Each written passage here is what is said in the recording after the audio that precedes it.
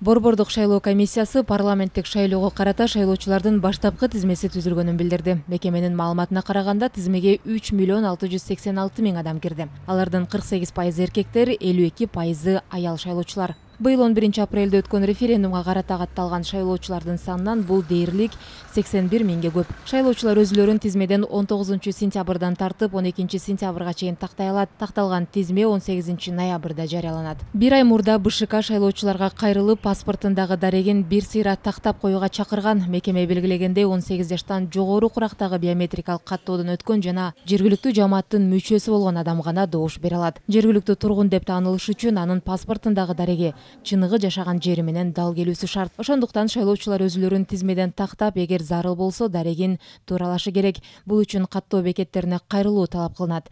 Кыргызстанда шайлоо мыйзамдарына киргизилген өзгөртүүлөргө ылайык келерки парламенттик шайлоодо 36 депутат бир мандаттуу шайлоо округтарында мажоритардык система менен, ал эми 54 депутат бирдиктүү шайлоо округундагы ачык тизме боюнча пропорционалдык система менен шайланат. Шайлоо 28 ноябрда өтөт.